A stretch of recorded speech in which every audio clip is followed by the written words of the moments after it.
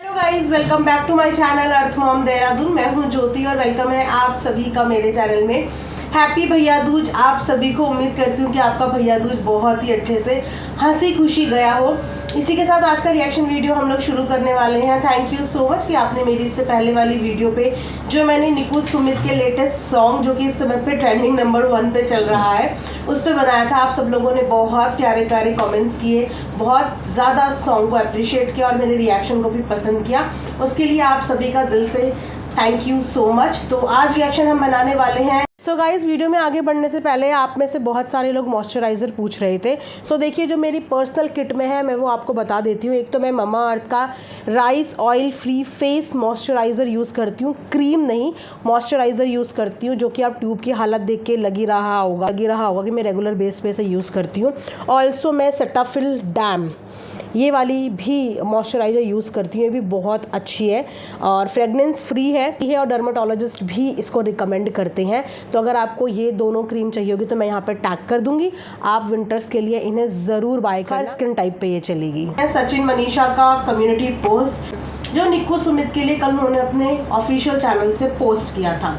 जैसे कि आप सब जानते हैं कि निकू सुमित और सचिन मनीषा का एक बॉन्ड है। हालांकि वो हमें बहुत ज़्यादा ऑन कैमरा नहीं दिखता, लेकिन उनका एक बॉन्ड है जो कि आज का नहीं, बहुत पुराना है।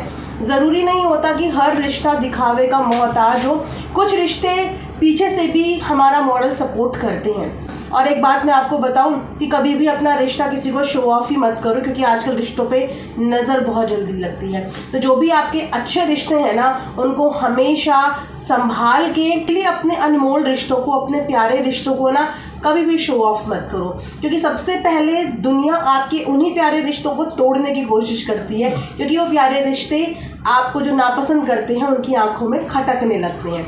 इसीलिए अपने प्यारे रिश्तों को, ये सबके लिए मैं बोल रही हूँ, जनरल स्टेटमेंट है कि अपने प्यारे रिश्तों को हमेशा प्यार के साथ दुनिया से दूर रखो। राइट, तो चलिए फटाफट से सचिन की कम्युनिटी हम पहले पढ़ लेते हैं। तो सचिन ने अभी से 22 घंटे पहले ये कम्युनिटी अपने चैनल पे शेयर की है। तब तक जो निकू सुमित का सॉन्ग है वो ऑलरेडी #767 पे आ चुका था। और उसके बाद सचिन ने अपनी तरफ से ये एक तरीके से बोले अपने फेलो क्रिएटर या अपने फ्रेंड्स को कॉन्ग्रेचुलेशंस कहा है। तो यहाँ पे सचिन ने लिखा है, congratulations Niku Sumit for your song hyped #3। Okay sorry, यानी कि मैंने गलत बोल दिया। सचिन ने ये कम्युनिटी तब शेयर करी जिस समय पे निकू और सुमित का सॉन्ग हाइप्ड में 3 रैंक कर रहा था, #3 पे था। और यहाँ पे उन्होंने लिखा है जल्दी ही #1 पे भी आएगा एंड आई विश ये ट्रेंडिंग चार्ट में भी जल्दी आए। You have proven what you are, full support irrespective of everything, God bless you। सो यहाँ पे उन्होंने अप्रिशिएट किया है अपने साथ के फेलो क्रिएटर को, बोले या अपने फ्रेंड्स को कि आपने प्रूव कर दिया है और मेरी तरफ से फुल सपोर्ट है, और साथ में ब्लेसिंग्स के तौर पे गॉड ब्लेस यू भी बोला है और शेयर भी किया है और अपनी ऑडियंस को भी बोला है कि जाके आप देखिए और प्यार बरसाइए। सचिन के इस पोस्ट पे 5.3K वोट्स हैं, क्योंकि उन्होंने वोटिंग यहाँ पे रखी थी कि देख लिया या अब देखेंगे पे। 638 लाइक्स हैं, 41 इस पे कमेंट्स हैं, जहाँ पे निक्कू ने भी जाके कमेंट किया है, सचिन भैया एंड मनीषा आप दोनों का दिल से बहुत शुक्रिया ऐसे सपोर्ट और मोटिवेट करने के लिए। यहाँ पे निक्कू भी इस चीज़ के लिए थैंकफुल हुई है कि सचिन मनीषा ने निक्कू के इस सॉन्ग को और निक्कू और सुमित के इस परफॉर्मेंस को अप्रिशिएट किया है।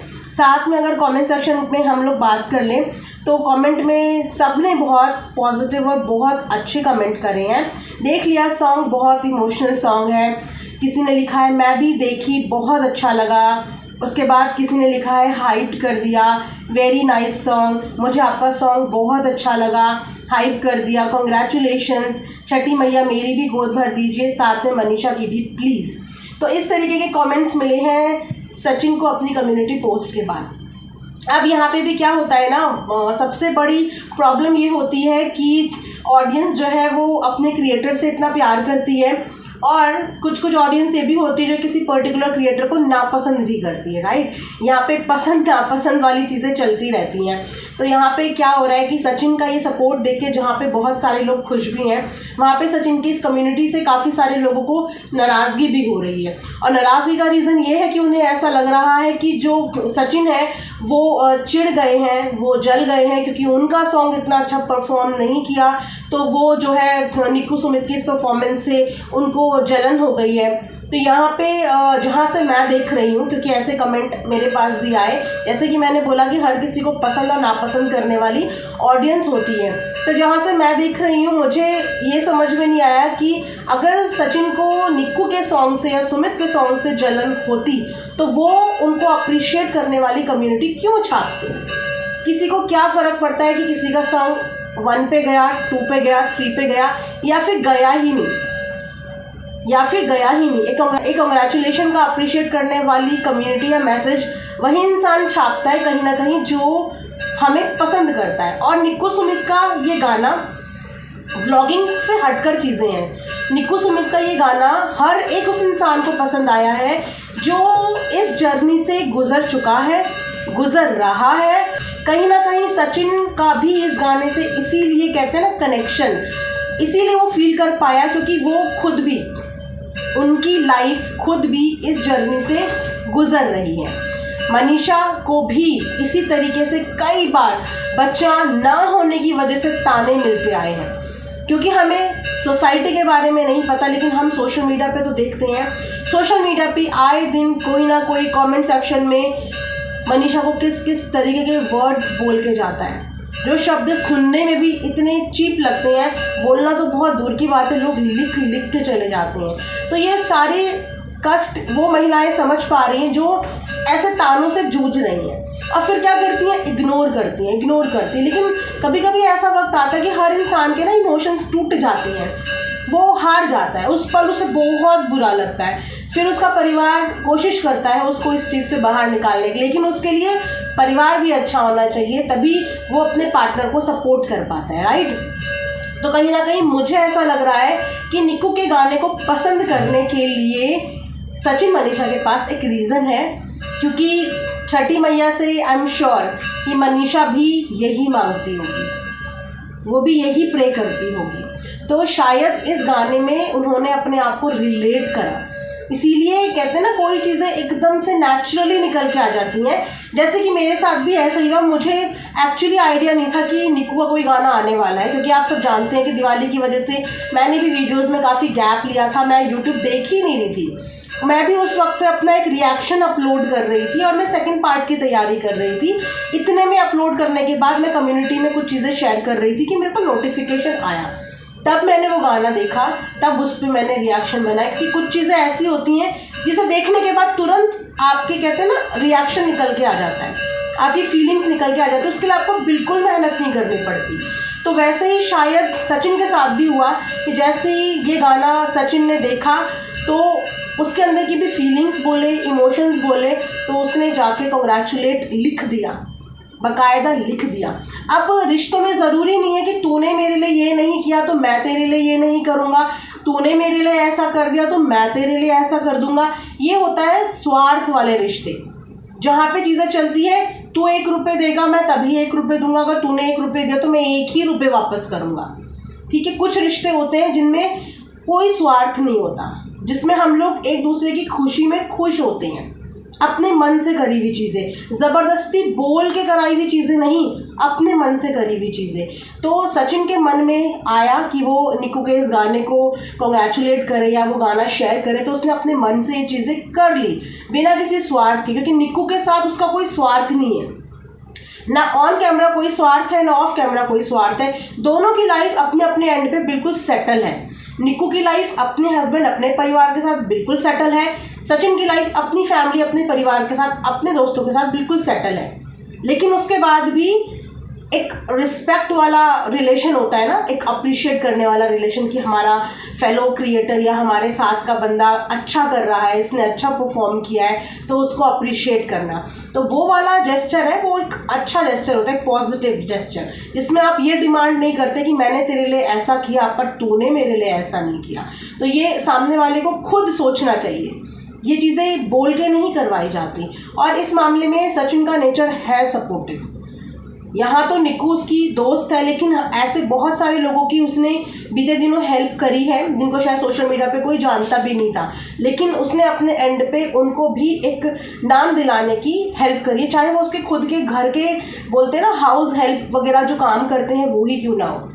उसने हर किसी को सोशल मीडिया पे आगे बढ़ने के लिए मौका दिया है ना। आपने देखा होगा उनके साथ काम करने वाले एडिटर भले ही हो, वरना कोई भी अपने एडिटर का चैनल इस तरीके से चलाने की परमिशन नहीं देता, लेकिन सचिन वहाँ पे वो परमिशन देता है, चाहे वो एडिटर्स हों चाहे साथ के लोग हों। जहाँ जाएगा लोगों को यही सिखाता है कि आप सोशल मीडिया से कमा सकते हो, अपना चैनल बनाओ, अपना कमाओ, किसी के ऊपर निर्भर मत रहो, क्योंकि उसके अंदर वो कॉम्पिटिशन वाली भावना मुझे लगता है कि कम है। हाँ, अपने लिए मेहनत करने के लिए उसके बहुत सारे प्लान्स हैं, जैसे कि मैंने पहली वीडियो में भी बोला था, वो बहुत वर्कहॉलिक है कि मैं ये भी कर लूँ, मैं वो भी कर लूँ, मैं ऐसा भी कर लूँ, मैं वैसा भी, एम्बिशियस कि लाइफ में मुझे सब कुछ करना है। और उस एम्बिशन के चक्कर में वो कहीं ना कहीं बहुत सारी चीज़ों को कॉम्प्रोमाइज़ करते हैं, लाइक अपना क्वालिटी टाइम स्पेंड नहीं कर पाते, एक रिलैक्स वाली ज़िंदगी नहीं जी पाते, क्योंकि एम्बिशंस बहुत सारी हैं और वो एम्बिशंस कहीं ना कहीं उनकी पर्सनल लाइफ पे हावी पड़ जाती है, राइट। तो सचिन के पास जलने के लिए कोई मोटिव ही नहीं है, क्योंकि वो ऑलरेडी बहुत अच्छा कर रहा है, सोशल मीडिया पे भी अच्छा कर रहा है, इंस्टा पे भी अच्छा कर रहा है, एफबी पे भी बैक टू बैक उसके पास खुद के भी गाने हैं जिन पे वो अच्छा परफॉर्म कर रहा है, और फाइनेंशियली भी कहीं पर डाउन नहीं गया है। इनफैक्ट उसने इस बीच में प्रॉपर्टी भी जोड़ी है, गाड़ियाँ भी ली हैं, अपना खुद का फैशन ब्रांड भी ओपन कर लिया है, तो वो भी लाइफ में ग्रो कर रहा है। उसके पास किसी से जलने के लिए कोई रीज़न ही नहीं है, और निक्कू के गाने को सपोर्ट करके उसने कहीं ना कहीं अपने इमोशंस को सपोर्ट करा है और अपने इमोशंस को यहाँ पे शेयर किया है, और निक्कू ने भी वहाँ पे उसे थैंक यू करके ग्रैटिट्यूड शो किया है। यहाँ इतनी कॉम्पिटिटिव हो चुकी है आज की डेट में, इतनी कॉम्पिटिटिव हो चुकी है कि अगर किसी के 10 व्यूज़ भी ज़्यादा आ गए ना तो भी कंपटीशन की भावना डेवलप हो जाती है, किसी के 10 सब्सक्राइबर भी बढ़ गए तो भी कंपटीशन की भावना डेवलप हो जाती है। और जब इंसान के अंदर ये कंपटीशन की भावना आ जाती है ना, तो वो अपने मोटिव से डिस्ट्रैक्ट हो जाता है, वो अपने काम की तरफ फोकस नहीं कर पाता, क्योंकि वो कंपटीशन की भावना उसके ऊपर हावी होती रहती है। तो अगर आपको लाइफ में कुछ अचीव करना है, फ्री माइंड से कुछ काम करना है, तो सबसे पहले ये कंपटीशन की भावना छोड़ दो, बिल्कुल इस कंपटीशन की भावना को छोड़ दो। कंपटीशन होता है हेल्दी, जहाँ पे हम अपने इर्द गिर्द के लोगों को देखकर उनसे इंस्पिरेशन ले सकें। अच्छा, इसकी ये चीज़ अच्छी है तो मैं इस क्वालिटी को ऑप्ट कर लेता हूँ, इसकी ये चीज़ अच्छी है मैं इस चीज़ को ले लेता हूँ। सारी अच्छी अच्छी क्वालिटीज़ को लेके फिर अपना तड़का उसमें लगा के फिर उस चीज़ को रिप्रेजेंट करना, इसे कहते हैं हेल्दी कंपटीशन। बट अगर दूसरे को गिराने के लिए आप चीज़ें कर रहे हो तो वो बहुत अनहेल्दी हो जाता है। किसी से जलन और जेलसी की वजह से कर रहे हो तो वो बहुत अनहेल्दी हो जाता है। किस्मत और भगवान हर किसी को मौका देती है आगे बढ़ने का, डिपेंड करता है कि आप उस मौके को कैसे ग्रैब करते हो, सुकून से ग्रैब करते हो, अच्छे मन से ग्रैब करते हो, या किस मन से ग्रैब करते हो। तो जहाँ से मैं देख रही हूँ, मुझे यहाँ पे एक क्रिएटर का अपने फेलो क्रिएटर के लिए एक अप्रिसिएशन वाला कम्युनिटी लगा। इसमें कहीं से मुझे ये नहीं लगा कि जगत भैया जो है वो जल गए, कि निक्की का सॉन्ग हाइप पे चला गया, हाइप पे जगत भैया के भी सॉन्ग गए हैं, और इससे पहले तो ट्रेंडिंग पे भी जगत भैया के बहुत सारे व्लॉग गए हैं। अब तो ऑडियंस के हाथ में है हाइप के पॉइंट देना, लेकिन जब ट्रेंडिंग पे वीडियोस जाती थी तो उस समय पे किसी के हाथ में नहीं होता था वो कि इतने पॉइंट्स देके आप, वो बहुत डिफ़िकल्ट होता था। और उस समय पे जगत भैया के बहुत सारे व्लॉग्स ट्रेंड पे गए हैं, तो ट्रेंड और हैशटैग इन सब चीज़ों से जगत भैया बहुत अच्छे से वाकिफ़ है। तो इस चीज़ से जलन वाली कोई बात ही नहीं, क्योंकि सॉन्ग अच्छा है और इस चीज़ को कोई डिनाई नहीं कर सकता कि उनकी परफॉर्मेंस बहुत अच्छी रही है, सिंगर ने गाना बहुत अच्छा गाया है, और जिन्होंने लिरिक्स लिखी है उसने अव्वल दर्जे की लिरिक्स लिखी। उस कंप्लीट पैकेज था, एक कंप्लीट टीम वर्क, इसीलिए ऑडियंस को पहली बार में सुनते ही ये गाना एकदम कनेक्टिंग लगने लगा। क्योंकि छठ के जितने भी गाने हैं ना वो बहुत इमोशनल होते हैं, मैंने कुछ गाने और भी चेकआउट करे, और उन गानों की यही खासियत होती है कि छठ के सारे गाने बहुत इमोशनल, एक फीलिंग के साथ बनाए जाते हैं। तो वो वाली फीलिंग्स ऑडियंस को कनेक्ट कर गई, परफॉर्मेंस अच्छी लग गई, गाने की लिरिक्स अच्छी लग गई, और क्या चाहिए। तो अगर आपको भी निक्कू सुमित का गाना अच्छा लगा, सचिन ने निक्कू सुमित को जो कॉन्ग्रेचुलेट किया वो अच्छा लगा, क्योंकि सचिन ने हेल्दी वे में लिया। मान लो सचिन कंपटीशन भी करता होगा, पर हेल्दी वे में कंपटीशन करता है। वो अपनी मेहनत कर रहा है, सामने वाली अपनी मेहनत कर रही है, इनकी भी मेहनत नज़र आ रही है और इनकी भी मेहनत नज़र आ रही है। राइट, सो ये रिएक्शन वीडियो मैं यहीं पे एंड करती हूँ। आई होप कि आप सबको पसंद आया होगा। कमेंट सेक्शन में कमेंट करके ज़रूर बताना। मिलेंगे नेक्स्ट वीडियो में। अपना ढेर सारा ख्याल रखिए। Thanks for watching earth mom Dehradun. Bye bye, take care, love you all.